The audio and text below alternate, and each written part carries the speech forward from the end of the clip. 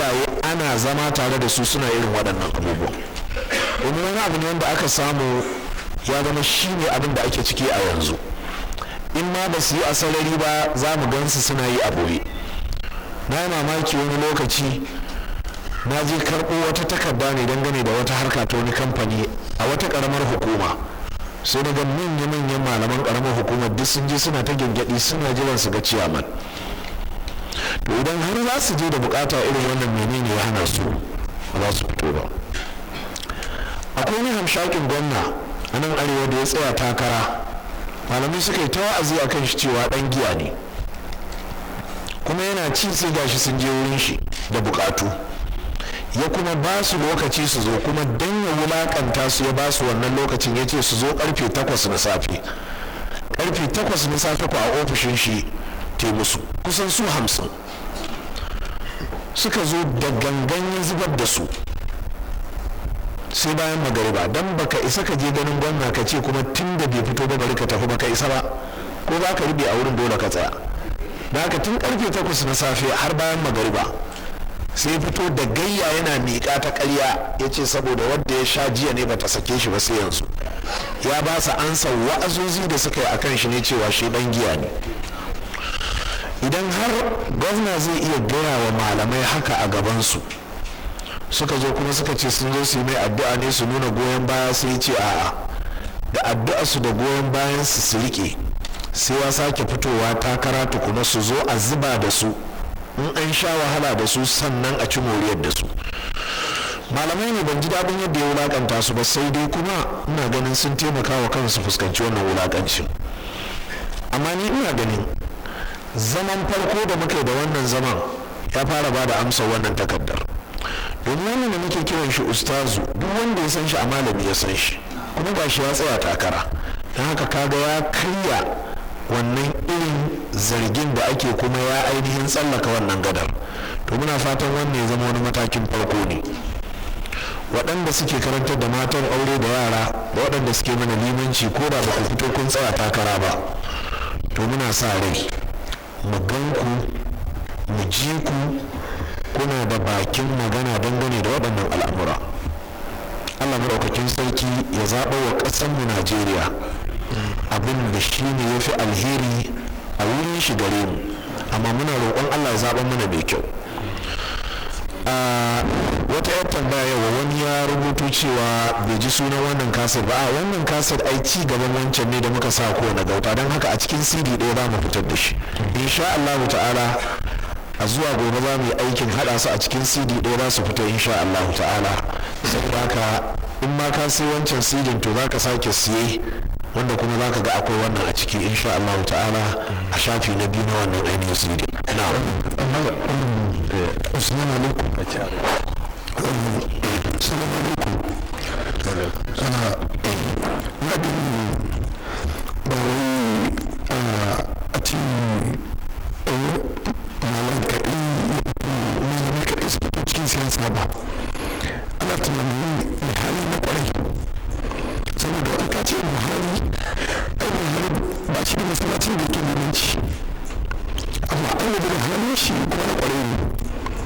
akwai mutane da yawa malamai suna ɗaya daga ciki, da kuma waɗansu wanda suke suna nan wasu masu sauraron karatun ne ma, amma za ga suna da niyya mai kyau da hali na ƙwarai wanda za su iya jagorancin jama'a, da su ne za a fi ana musu. Assalamu alaikum. da Allah ƙarin bayani ne akan wannan tambaya din yana da nasaba da cewa mafi yawan mu, kuma mafi yawa daga cikin wanda suke ganin ko su malamai ko kuma masu ilimi ko na zamanin ma ko na ilimin addini, suna ganin kyaman fagen siyasa. wato siyasar yadda ake yin ta a Najeriya abin kyama ce, to su ba za su shigo cikin hidiman siyasan ba sai ta gyaru. kamar al'umma ce wadda take da matsaloli na rayuwa, amma kai ba za ka ba da naka gudunmuwan ka shiga ciki ba, sai ka ce sai al'umman ta gyaru, sai ta daidaito, sai siyasan ta yi tsafta sannan za ka shiga. wato kamar a ce ne al'umma sai ta gyaru sannan za a aiko mata manzo, kun ga ai wannan is an absurd thing. Wato abin da nake nufi shine jama'a duk da abin baya da kyau ana mashi ganin baya da kyau, ana mashi ganin yana da datti, yana da damuwa, yana da kaza, wajibi ne a shiga ciki a yi wannan gwagwarmaya ɗin. Har ta haka ne za a yi gyaran, domin babu wata al'ummar da sai da ta daidaita kanta sannan aka auko mata manzo. Tana cikin batan ne ake auko mata mai wa'azi, da haka ne za a daidaito. To shi ma siyasar namu ba za ta taɓa yin tsafta ba sai dukkan mu mun shiga ciki, mun shiga cikin hidima da kuma hidiman takaran da neman mukamin da sauransu. Allah ya mana jagora.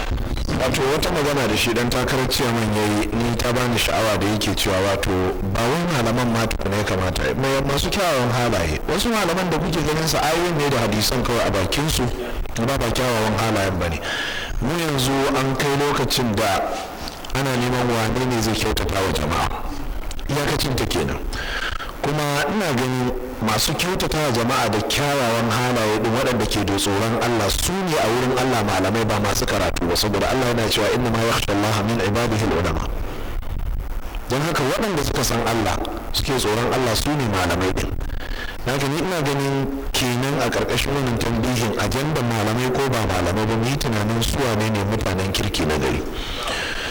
Wani yana cewa yana ba da shawara da ainihin alan ya tunatar da 'yan takara akan tsayuwa da ci gaba da tarurruka ne ko takurawa, wato kamar dai a ci gaba da jajircewa da kuma ainihin wato irin waɗannan tarurrukan. Wannan ina jin yau da safe na wannan bayani da aka tashi karatu na ce ina ganin daga cikin kuskuren da galibin 'yan takara suka yi musamman na jam'iyyun CPC da waɗanda suke faduwa zaɓe shine da zarar hayaniyar takara ta ƙare da zaɓe ba a sake jin ɗuriyarsu.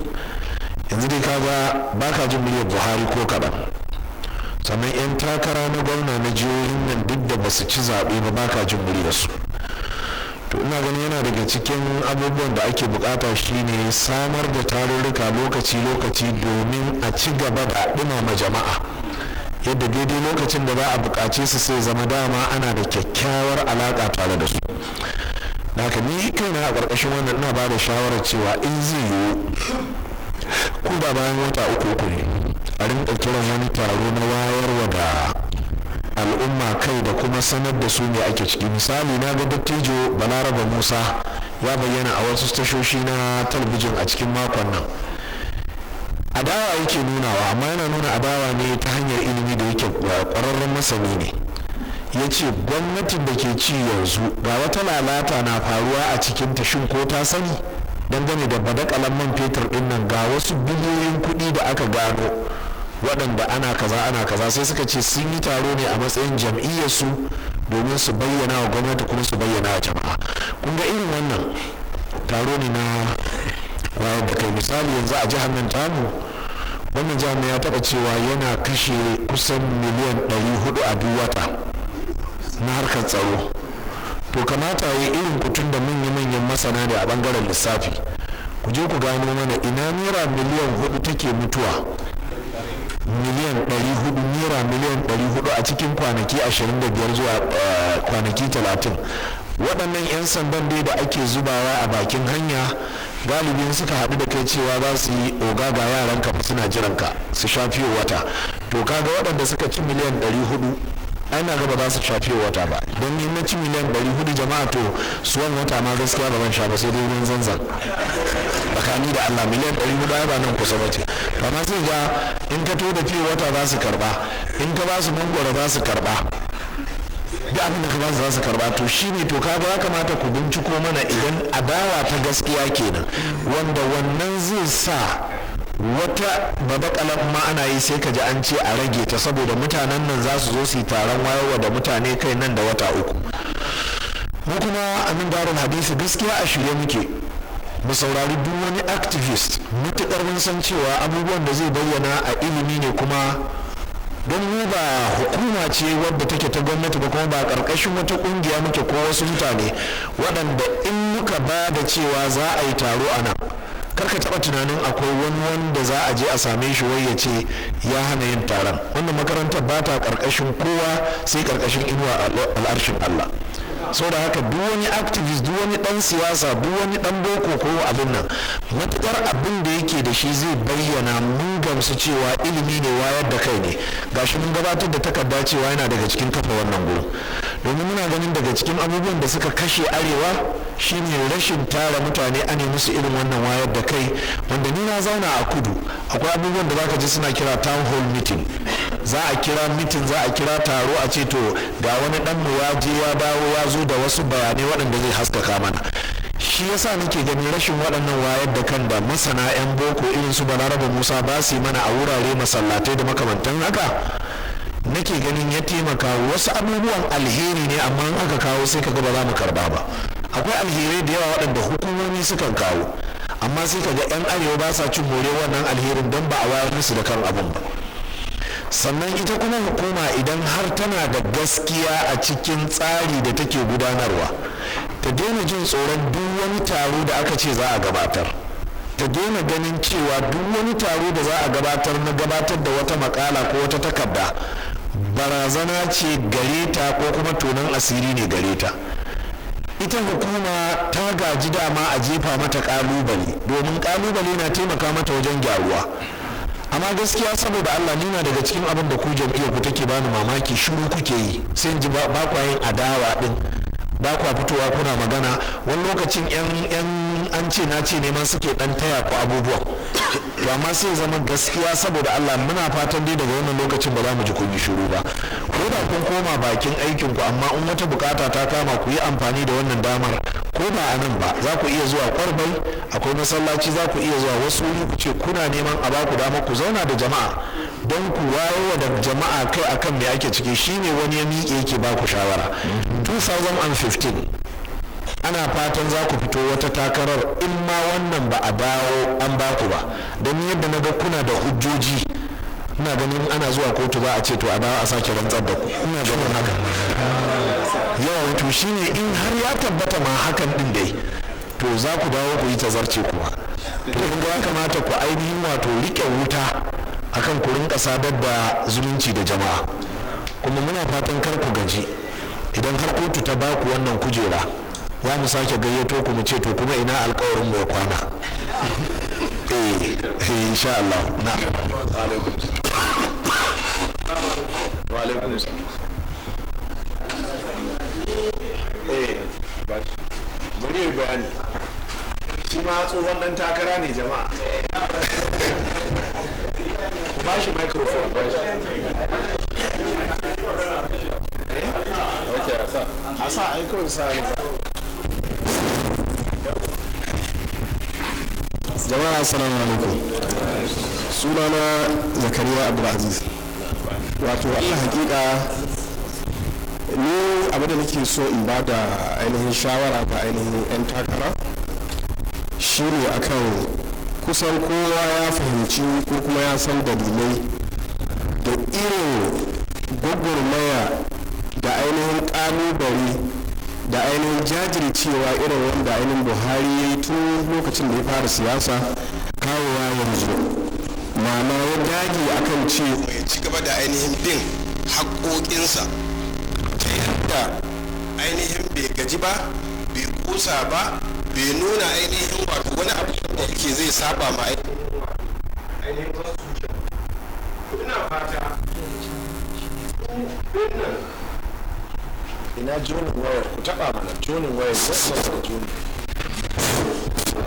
To ina fata ko dinnan ya kamata ku ɗau wannan hannu, ku ɗau irin wannan ainihin misallan ta yadda ainihin idan aka ce a je kotu a ci gaba da ainihin zuwa kotun nan, ko da zai kai ga ainihin ƙarshen gwamnati wa'annan wanda ainihin suka yi zalunci, ta yadda idan kuka yi haka zai nuna ma mutane ainihin cewa ba ku ainihin karkata ko nuna wani kwaɗayin ku ga ainihin wa'annan wanda suke ainihin akan karaga ba. Wato abin da nake so ƙara ainihin fito da shi fili shi ne, so da dama sai ga ainihin irin wannan ainihin tafiya sai ga bayan shekara ɗaya sai a ɗan janye a ja da baya. To abin da yake faruwa shine su ainihin waɗanda ke ainihin wato adawa ga ainihin gwamnati wani lokaci suka yi amfani da ainihin wata dama cewa ai an bi amma har yanzu babu ainihin wani sakamako ko kuma ta yi ba za a ainihin saurari ainihin wato abinda aka gabatar na ainihin kotu ba kamar yadda shi a hannun wanda ya fara ainihin bayani to ni yana ba da shawarar su ci gaba da ainihin bi ko da zai kai ga ainihin ƙarshen tonuwa ɗin wa'annan wanda ainihin suka yi zalunci. Sannan na biyu, kada ku kashe ainihin ko ɓandalanku a cikin ainihin wannan bi, ku nemi ainihin zaɓaɓɓu 'yan majalisu da ainihin wato tun daga ainihin sanata na zontu wanda yake kaduna da ainihin 'yan majalisu na tarayya kamar irin su pj da ainihin shi wannan ainihin yakubu soja da ainihin na sabon gari su yi bakin ɗinku su ba ku ainihin wato goyon baya akan cewa su nuna muku cewa sun ji zafi akan irin abin da ainihin ya faru gare ku, sun fahimci kuma sun ga ainihin irin gugurmayar da ainihin kuka yi wanda yake su a wancan lokacin sun samu wata dama ne kawai na ainihin rubi na ainihin guguwa kawai na buhari suka samu ainihin wannan tsarin suka hau. To don haka ku yanzu a yanzu matsayin da kuke ciki sai ku tsaya ku kira su taro dukkansu su zo su mara muku baya su kashe ainihin kudin aljihunsu akan duk wani ainihin tafiya da za a yi kotu tun daga farko har ƙarshe, sannan kuma daga baya su samu ainihin waɗansu abubuwa haka tun da Allah ya sa su suna tare da gwamnati ba laifi bane su kawo wasu maƙudai duk su baku akan ainihin kuɗin abin nan ɗan abubuwa da kuka yi. Ina fata an fahimta wannan zai bi ainihin ba da ainihin wato tabbaci akan a ganku ana nan bayan shekara ɗaya ciyaman ya ɗan kira wani ya ce to a zo a shirya ko a tafi tare a cikin ainihin tun da suna irin wannan ainihin wato yaudara a zo a tafi tare ma'ana tafiya taron nan ana nan za su taɓa yi kuɗi don haka kar ku yadda wannan don rashin yadda da wannan shi ne na kawo wannan misali ku kira wani taro na musamman tun daga kan ainihin shi wannan sanata na zontu na kaduna kawowa nan namu tun daga ainihin shi tj na tarayya da babawo na kaduna da ainihin shi wa'annan ainihin yan majalisu na mu misalin garin da na ainihin nan waje da na cikin ko da yake na cikin abin shi abin don haka ku yi zama da su kawo gudunwa kowa ya ɗibo ya kawo ainihin a zuwa yi tafiyar nan har a cimma nasara insha Allah. Assalamu alaikum. Lokacin ya kusa bai wuce minti 5 ba gaskiya saboda Allah ba muna son duk wanda zai magana na da Allah ya takaita kwarai da gaske ya takaita kwarai da gaske na yi magana daga nan zai dauka yi magana kawai sai ni shawarwari nake da su guda biyu. Na farko ina ba wannan tafiya da su don takarar ciyaman da kuma mataimakin suke yi ina ba su shawara nan gane da cewa su yi kokari wannan hanyar shari'a kan su ce ba za su bi ba lallai a bi ta saboda wasu dalilai. Na farko for record purpose za a yi a tafi don akwai lokacin da za a kai wasu al'umman ne jikokinmu ne kuwa 'yanmu wanda ba mu ba. Wannan gwagwarmayar da ake yi in ba an je kotun ba abin da zai fassara mana cewa pdp ta daidai tana zalunta mu duk abin da ka faɗi a baki karya ne ana magana ne da alkalami so wannan shi zai tabbatar mana da cewa an yi haka. Man tarihin su ɗan fodo da muke karantawa sarakunan ƙasar hausa ina ne sun mishi kaza ba da baki kawai aka faɗi ba an rubuta ne so za ka mu tafi da wannan lallai a rubuta ɗin. Sai tambayoyi biyu da nake da shi zuwa ga cpc ga baki daya ko ku zama wakilanta wurin gabatar da ita har zuwa can sama. Na farko ku nemo hanyar da NAACM suke bi a kudu wasu hanyar suke bi suke kwato kujerunsu a hannun pdp a kudu mu muka kasa ɗaya kenan. Na biyu a 'yan shekaru ma da wayewa da siyasa da na yi ban san wata jam'iyya da arewa ta karbi cikin wata 6 irin cpc ba ban san ta ba amma shi ya aka cpc wurin kasa karɓar ire-iren waɗannan kujerun kare ƙuri'u da sauransu shi muka kare da wannan rakodin da muke da shi amma muka kare da jihar kwaya ɗaya a arewa ita ce nasarawa state so ni wannan sai ƙarshe shawarar ƙarshe da nake son bayarwa ita ce ga mu matasa da sauran talakawa ba ku ba. Wannan yakin kada mu ce za mu ga musu su ne kaɗai za su jajirce, a'a mu ma mu tashi a yi da mu. Why? Because akwai abubuwan da ba su kaɗai ne za su yi ba, wallahi mu ma sai mun taimaka. Kuma gwagwarmaya ba a cewa an ƙare ta, an dakata daga neman fita daga halin da ake ciki, ko an ƙare ta akan maganar da ake yi na neman kawar da zalunci, ba a ƙare ba. Ai Fir'auna mutanen shi ba su taɓa tunanin wallahi Fir'auna zai tafi ba, amma yanzu sai in mun karanta Qur'ani nake tunawa ma da ruwan shi Fir'auna. Su baka jama'a kuma tashi wanda goma jahadu fina da na hadiyan nan su gaba Allah zai taimaka mana ne, amma fa jama'a sai in mun jajirce din. Wannan su ne shawarwari na biyu nake son ba.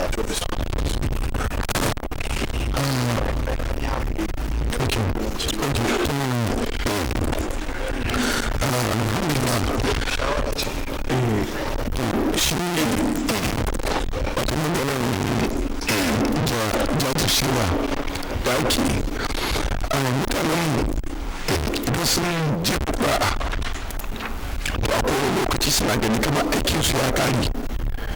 Mutanen kudu sun jefa ƙura'a za su bi ƙura'an nan su ziraka su tsare su tabbatar da cewa sai an gaya musu wanda ya ci. Amma sabanin mutanen mu in ka roƙa aka jefa to wani ya tafi da ciki nan. Yanzu a ce yadda mutane ko gwamnati ranar da ake faɗa idan da a ce duk mutane da suka jefa su ɗauka gwamnati su tsaya, to yawan mutanen nan zai iya tasiri ga wani abu da 'yan sanda ma za su yi, zai rage wani abu. Saboda haka dole sai mutane sun gane cewa siyasar na tsakanin mutane da amfani. To da amfani mai tasiri a tsakanin dole ne mu shiga ciki, dole ne mu je dole ne mu kone kura, dole kowa ya ringa ji kamar shi ne yake yi a kan bana ya je gani. Da haka ne haka a hankali Allah zai taimaka mana a ciki. Ni kuma ina ga ɗan ta'alikin da zan yi shi ne wannan yana koma zuwa ga magana cewa a ci gaba da wayarwa da 'yan arewa kai din, domin tambaya ita ce me yasa kujerun da ACN yanzu da Labour Party ga suna a jihohi irin su Ondo da Ekiti suke iya kwatowa daga hannun wasu jam'iyyu, amma me yasa anan ba a iya ba? Shine sai an ci gaba da wayar mana da kai din. Sannan kuma gaskiya ku waɗannan 'yan jam'iyya adawa sai kun amintar da mutane kuma cewa ba jajayen gauta ba ne gaskiyar lamari. Domin tsakani da Allah idan har zai zama yanzu a cikin jihar abin nan wane ne gwamna Mimiko, jihar Ekiti ko Labour Party ce, amma ba can PDP ce a jihar, amma ƙarshe yanzu Labour Party kuma aka sake tsaya takara suka ce me yasa dan jam'iyya adawa ne amma da ya kai ga gaci sai ya share musu hawayen da suke zubarwa, yi musu ayyuka. Wannan irin abin idan har za a same shi ya faru ɗaya biyu to shi ne mutane za su ƙara tsayawa su fahimci abin da ake gaya musu na kansu ya waye. Amma idan ya zama an zaɓe ku kun tafi kun manta da mutane, to ina tabbatar muku da cewa gaskiya saboda Allah ba wanda zai iya sadaukar da lokaci. Don ina tunanin in banda irin wannan faɗakarwa da aka yi ta yi a masallatai da makarantu, jama'a fa sun ce ba za su sake fitowa saka muku ƙuri'a ba. To kun ga wannan ɗin kenan. A matsayin jam'iyya kuma ku je ku rinka nuna wa ita jam'iyya kamar yadda mai magana ce Malam Zakariya ya faɗi. Waɗancan mutane lokacin wata guguwa suka ci moriyarta, to da in suka kyautata wa mutane to wannan guguwa za ta ci gaba da tafiya. Amma kun ga da za su sake fitowa takara yanzu ba na tunanin irin wannan guguwar da suka hau za su sake samunta. To amma in ba sun kyautata mutane kuma fa idan wancan ba su yi ba sa ɗaɗa an yi musu to balle da dalili. Mu dai babban manufar mu ita ce ya za a kyautata wa jama'a. Ina sake ciki maganganuna da cewa mutanen Zaria ni iyayena ne, kuma mutanen Zaria ni malamai na ne, kuma mutanen Zaria shugabanni na ne. Ni ina alfahari da Zaria alhamdulillah. Kuma mutanen Zaria mutane ne masu biyayya. Abin da nake cewa wani laifi mutanen Zaria suka yi, in na ce Zaria ina nufin Zaria da Sabon Gari, don ita ma Sabon Garin Zaria ce, don Sabon Garin Zaria. Wani laifi ne mutanen Zaria suka yi da suka cancanci irin wannan abin da ake musu? Wani laifi ne mutanen Zaria suka yi? yanzu dai gashi daga bayanan nan yana nuna waɗannan iyaye namu na cikin ganuwa galibi duk gashi sun fito sun sadaukar da lokacinsu sun bayar kaza amma je ka cikin garin Zaria ka ga wani aiki aka yi, shiga tudun wada ka ga me aka yi. Nan da muke sababbin anguwanni waɗanda kowane fili kowane gida ka gani yana da CFO a doka, hukuma za ta bi dukte mana kwalta ta sa mana ruwan famfo a kawo transformomi a sa, babu ko ɗaya. Harkar tsaro babu, kamar yadda ainihin ɗazu nake faɗi a wurin karatun sahihu Muslim, yanzu ma mu operation yaƙi sun daina zuwa nan anguwar gaba ɗaya saboda sun yi kukan cewa in sun zo mu da ake ganin alhazai ne masu kuɗi a anguwar ba ma ba su kuɗin mai. to ni kuma kamar yadda na sha gaya musu cewa wannan anguwar ta yan boko ce, don sun ce in sun shiga muciya da gyalle su ana ba su kuɗi ana ba su abinci, amma nan ba ma ba su. na ce a ɗan boko ai capitalist ne, ɗan boko ɗan jari hujja ne, ya fi ɗan sanda ma wayo kwarai da gaske. so da dama za ka kulle gidanka 11 na dare wai sai a ce wai ga operation yaƙi sun zo suna buga maka gida wai za a gaishe ka. me yasa operation yaƙi za su ce za su gaishe ka dan ne wai kai za a gaishe ka, kuma abin da ake jiwa wai in a gaishe ka ka fito da kuɗi ka bayar. wannan yau kusan shekaru 4 da suka wuce sun ce dalilin da yasa ba sa zuwa anguwan nan kenan, haka wani ɗaya daga cikinsu da ake turowa suka faɗi.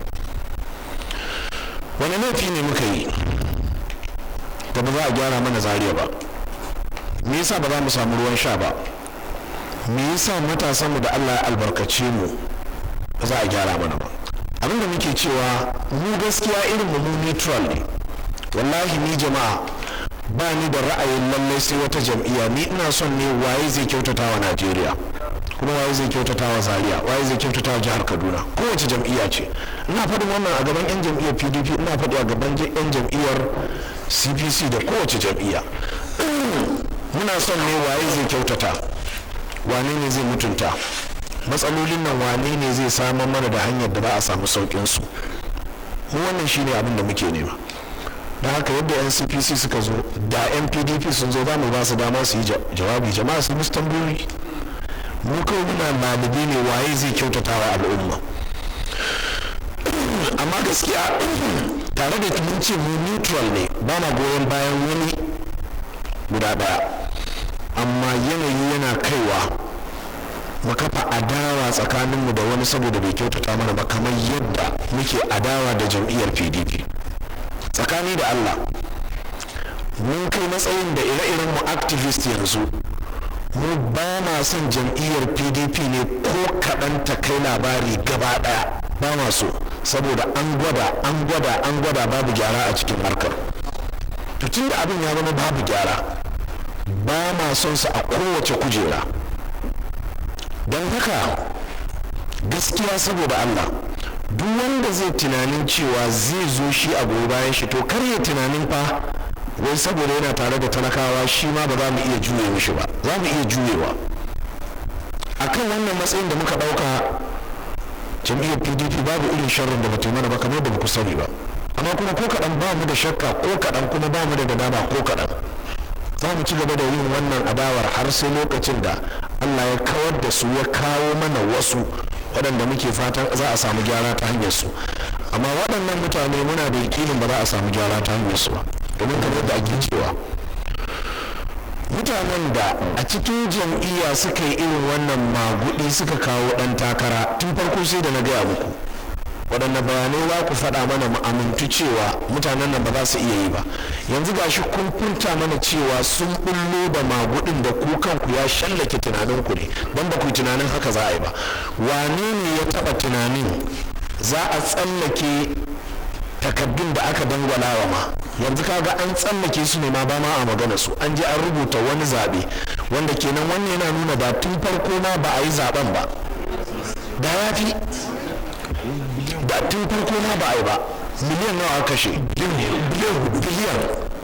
dubu so dubu zambar dubu hudu, biliyan hudu jama'a. waɗannan biliyan hudu din da aka kashe jama'a, da an ɗauki waɗanda suke so sun sake ɗorawa su ƙarasa shekara 2, amma cikin adalci abin da aka ware wa kowace ƙaramar hukuma na za a kashe mata a zaɓe a samu wani abu da za a yi wa mutanen da za su ji daɗin shi. Wallahi ni ina ga da ya fi alheri ga mutanen jihar Kaduna.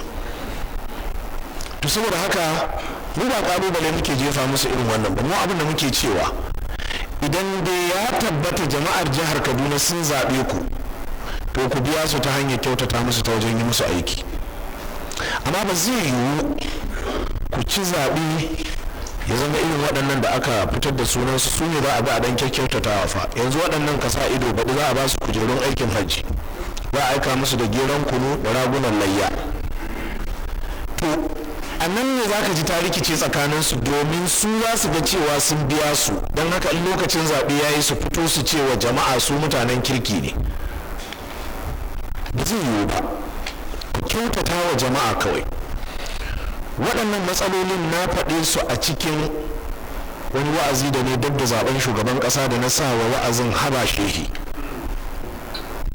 Wani Disamba ya kira ni har gida, ya nuna mini miliyoyin kuɗi ga su nan a Ghana Mosgo cewa a je a raba wa jama'a. na ce a'a, ni duk wanda zai bani kuɗi sai dai in karɓa in ci abuna, ba zan ba kowa ba. Saboda in aka ce Albani na raba kuɗi, Albani ko yana da almajirai tun daga Lagos har Maiduguri, yana da almajirai tun daga birnin Kebbi har Kalaba. Duk inda aka ji Malam Albani ya samu kuɗi yana rabawa kuwa, kowa zai aiko malam dama masallacin mu yayi kaɗan, malam muna neman motar wa'azi. To don haka sai ni ce a ba zan raba kuɗi ba. Yace a aje a raba, sai ni ce mishi su waɗannan kuɗin su ne muka nemi aje a yi wa mutane aiki, wanda da an yi musu aiki da waɗannan kuɗin yanzu ba ma buƙatar sai mun raba musu kuɗi. Kuma Allah ne shaida, ranar 3 ga watan 3 na shekarar bara shine ainihin 2011 na je gidan mai girma Yariman Zazzau Munir Jafaru, na ce nan Disamba yana sa rai mu dawo mu sake goyon bayan shi irin goyon bayan da muka yi mishi a 2007. Yarima ya ce kamar yara. Na ce 2007 mun goyi bayan shi da zimmar cewa muna kishi a karan farko dan Zaria ya zama gwamna. Ya zama gwamna shekara 3 da rabi. Ranar da zai tafi zuwa ainihin presidency ni na je na zauna da shi, na ce yau shekara 3 da rabi kawo gwamna. Mu mutanen jihar Kaduna ba mu shaida komai ba, mu mutanen Zaria da Sabon Gari ba mu shaida komai ba. Sannan mu da muke da'awa a matsayin masu wa'azi ba abin da muka shaida. Makarantunmu da masallatanmu da anguwanninmu da ɗalibanmu ba abin da suka shaida. Sai ce ai yanzu ne ma za a tafi, za a yi don yanzu ne za a tafi sama. Na ce a ita Abuja nan na san ta batun yanzu ba. Ina Zaria kana Kaduna, a shekara da ƙyar in same ka a waya so ɗaya, balle ka tafi Abuja. Yarima ya ce to yanzu ya kake ba da shawara? Na ce shawara ta shine ya zo ya sa a fara wasu ayyuka a Zaria. Idan zaɓe ya zo mun san yadda za mu zaunar da mutanen Zaria. To ku iyayenmu ne, ku malamanmu ne, ku yi haƙuri tun da dai ga yadda yanayi ya kama, amma ga ayyuka ana yi. Yarima ya yaba da wannan magana, amma iyakacin magana kenan. Bayan ya gaya mishi babu wani abu da ya biyo baya. Ina iya tuna mun je wa'azi Bauchi, wani wa'azi da in ka gan shi za ka ga ainihin abin yi akan shirka ko menene. A da daddare wajen karfe 2 na dare sai ga vice president yana kira na cewa an ce na je wurin Yarima, yaya mai ake ciki ka ba. Ƙarshe mun gaya mishi ga manufofi, yake cewa a ci gaba da baiwa mutane haƙuri. Jama'a har zuwa yaushe za a baiwa mutane haƙuri? Ba ku kyautata ba sannan ku ce mu zo a baiwa mutane haƙuri, a baiwa mutane haƙuri a kan mu.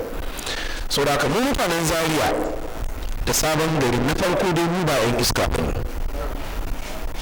Na biyu, ba mu sake goyon bayan duk wani ɗan takara da ya ɗanɗana mulki bai kyautata mana ba. Ko da zai kira mu ba Boko Haram ba, ko da zai kira mu Ƙur'ani haram. Ku kiyaye wannan da kyau. Saboda haka waɗannan da yanzu ake cewa su aka zaɓa, muna sa ido mu ga menene za su kaddamar da mutanen jihar Kaduna. Amma ku kuma abin da nake cewa ina ba ku shawara, gaskiya ku ci gaba da gwagwarmaya ta adawa, kuma maganar ku ba da kuɗi, kar ku ba kowa kuɗi. idan jam'iyyarku da 'yan takararku da suka tsaya suka ci zaɓe kamar da malam zakariya ba da shawara waɗanda suka samu a tutar sama idan za su fito da kuɗi a wannan aiki ƙarfin jam'iyyarsu ne. Idan ba za su fito da kuɗi ba, in ma kuna da kuɗi kar ku fito da kuɗi a wani abu domin harkar ta jam'iyya ce. Daga ƙarshe gaskiya saboda Allah, wannan ita ce maganar da na hira da BBC bayan an yi zaben 2011. Na ce mu ne ake kira a tara mu a ce don Allah mu kira jama'a su zo su saka ƙuri'a. To yanzu jama'a da ni da irina muna da sauran bakin da za mu sake fitowa mu ce wa jama'a su saka ƙuri'a? Ba mu da shi, domin abin da jama'a za su ce idan mun saka ƙuri'ar kuna iya tare mana ita, kuna iya tabbatar mana da abin da muka saka? Ba ma iyawa.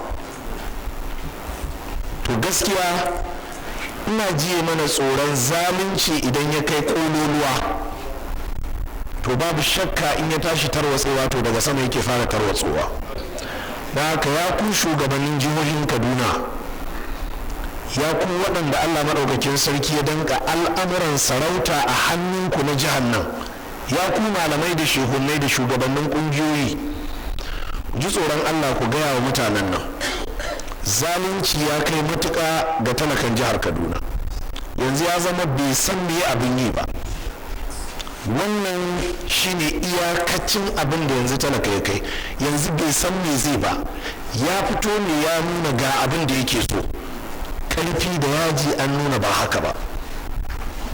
To gaskiya ina ji mana tsoron kada Allah maɗaukakin sarki ya jarabce mu da wata musiba wadda yake za mu roƙi Allah ya yi ta kuma Allah ba zai amsa mana ba. Sarakuna ku ji tsoron Allah. Duk sarakunan ƙasar Zazzau kaf tun daga mai martaba sarkin Zazzau har wani hakimi sun san tushen wannan matsalar, kuma sun san abin da za su faɗi da inda za su faɗi a yi magani shi, kuma sun san waɗannan abubuwan da ke faruwa a jihar nan ba daidai ba ne. Iyakacin ta kenan. Malamai sun sani, su kansu 'yan siyasar sun sani. To bai kamata a rinka kaucewa hakika ana koma zuwa ga abin da ba shi kenan ba. Ku bar mutanen nan da waɗanda suka zaɓa.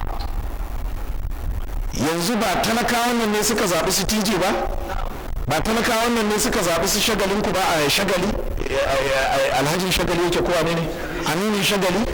Yanzu zagin su suke yi. To amma mun zagin baya damu mutum da bai ko kuka ce ga gwarazan ku.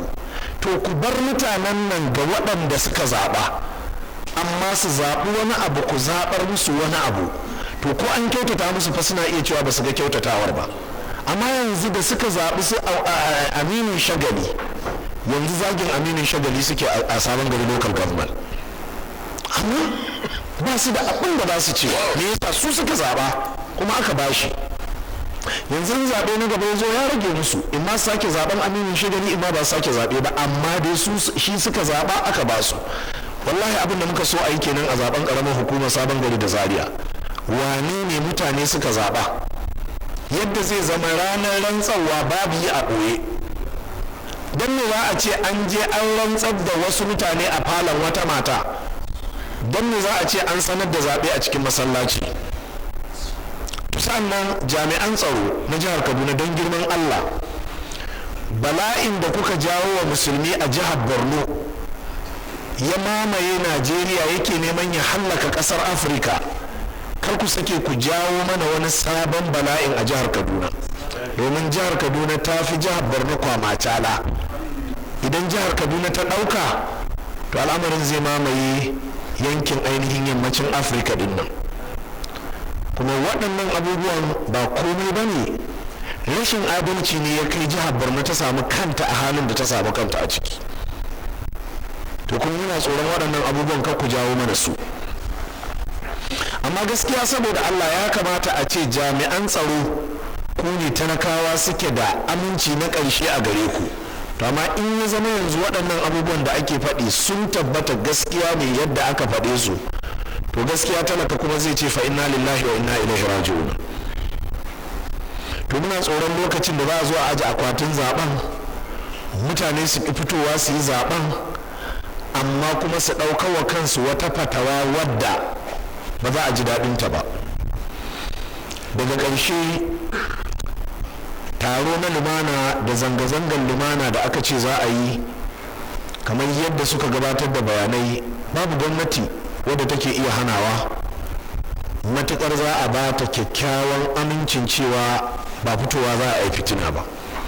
Ina sa in wayewa da yan uwana yan arewa kai akan ku gane, duk lokacin da kuka yi wata zanga-zanga ta lumana kuka gama, gobe in kuka zo kuka ce za ku yi wata, za ku samu ɗaurin gindi.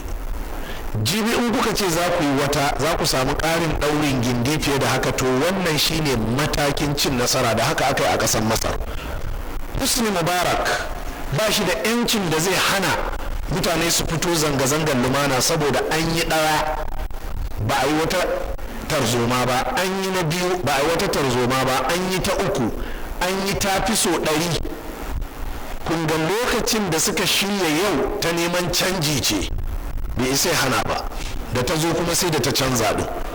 Saboda haka idan kuka yi wannan zanga-zanga ta lumana kuka tashi lafiya, gobe ma kun ce za ku yi, ba wanda zai hana ku, jibi ma haka, gata ma haka.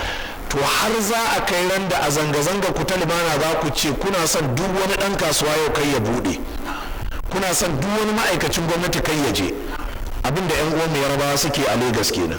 don haka Yarabawa za su fito zanga-zangar lumana, su taru su yi duk maganganun da za su yi, kuma kowa ya watse cikin lumana. To gobe in suka ce kasuwar Tinubu ba za a buɗe ta ba, kasuwar kaza ba za a buɗe ta ba, kasuwar kaza ba za a buɗe ta ba, sai ku ga suna jijjiga gwamnati a haka. To amma in har kuka yi wata tarzoma ko kuka kona wani abu ko kuka bugi wani abu, to ku sani da cewa shikenan ko kuka jawo kanku kuma ko kuka ba da dama kada a ba ku dama gobe. Don haka gaskiya ina fatan miƙa abin magana zuwa ga ainihin mai girma ɗan takarar ciyaman na CPC ya ba da jawabi akan a gobe ɗin nan, bayan ya ce karfe 9 za a taru, a ina za a taru, kuma mutane su san in an taru ina da ina ne za a je, kuma zuwa karfe nawa za a tashi, domin mutane su yi wa kansu guzurin ɗan abin da za su shafi wata da kuma abin da za su samu ɗan ainihin wato wani abin tabawa su taba. Tunda dai ina da yaƙini ba dafa abinci za ku kawo a rarraba mutane ba, to kaga ya kamata mutane su san cewa zuwa wani lokaci ne. Ina fata an gane. Na mai girma ɗan takara.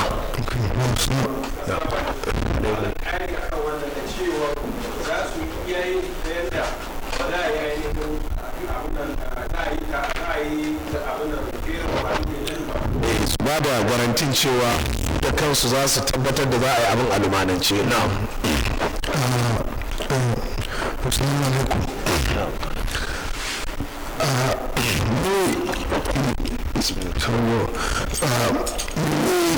Irin wannan zanga-zanga ɗin bayan an zaɓi da kwana ɗaya, kuma Allah ya gani mutane sun fito da ci, amma mun yi musu magana, mun ce mu sa tsari a cikin zanga-zangar mu.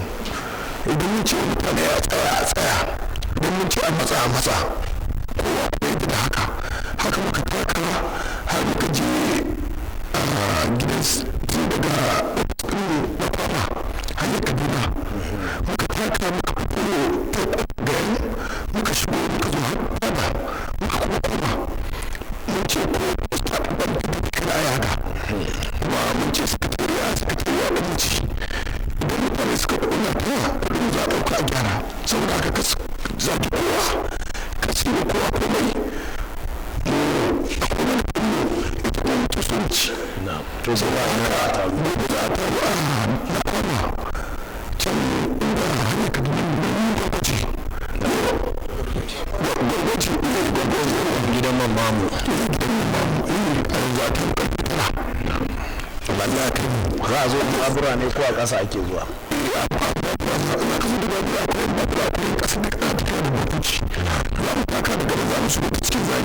sabon gari muka yi sabon gari kuma za a sami da tsaya a yi addu'o'i a Allah wuri idan kuma za mu sai a gari sai a fi ranar kuma da za a ƙara dawowa. Na'am, za a kai karfe 1 na rana?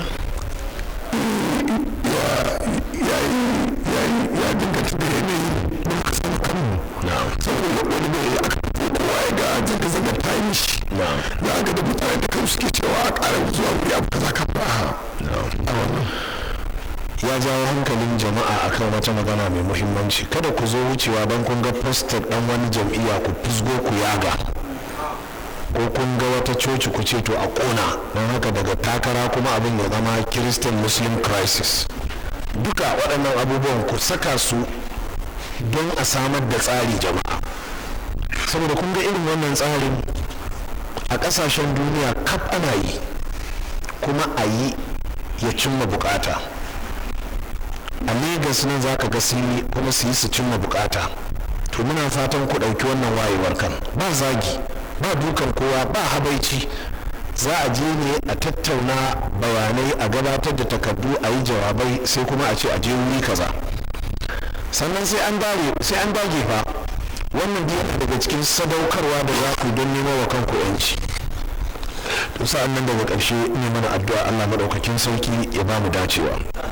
Najeriya ƙasar mu ce, muna fatan Allah madaukakin sarki ya zaunar da mu lafiya, amma muna roƙon Allah ya karya mana duk wani zalunci da duk wasu azzalumai wanda duk yake fatan adalci ga ƙasar. Muna roƙon Allah madaukakin sarki ya danka wani al'amari na jagorancin jama'a a hannun shi.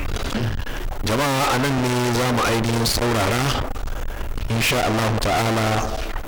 Muna sanar da al'umma cewa ranar talata mai zuwa jibi tsakanin magariba da isha to karatuttukan mu za su dawo insha Allah ta'ala a wannan wuri. Haka ranar talata in Allah madaukakin sarki ya kai mu akwai tafsiri na alqur'ani mai girma wanda za mu yi shi ranar talata insha Allah ta'ala. Karatun littafin kaba'ir ko karatun littafin kaba'ir ranar talata da ranar laraba. Haka muna sanar da jama'a ranar talata karfe 7 a wannan wuri ko kuma tsakanin magariba da isha akwai karatun littafin kaba'ir. Allah madaukakin sarki ya saka mutanen Zaria da alheri, da mutanen Sabon Gari local government, da mutanen jihar Kaduna. Allah madaukakin sarki ya zaunar da mu lafiya.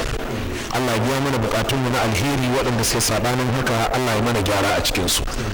Da wannan muke cewa jama'a musulmi mun gode da amsa kira da kuka yi, kuma wannan shine taron farko da aka yi a Darul Hadith kaf tun da aka tare a wannan makaranta a ranar 1 ga watan Ramadan na ainihin bara, wadda ta daidai da 1 ga watan Agusta na 2011.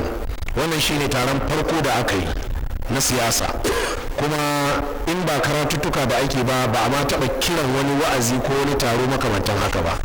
Haka muna fatan wannan rana da aka fara ko a wannan dare Allah madaukakin sarki ya albarkace mu a wannan dare, kuma ya albarkace mu ga abin da zai biyo baya. Jama'a mun gode, Allah ya saka da alheri. Da wannan muke cewa subhanakallahumma wa bihamdika ashhadu an la ilaha illa anta astaghfiruka wa atubu ilaika. Dan takara mun gode. Assalamu alaikum.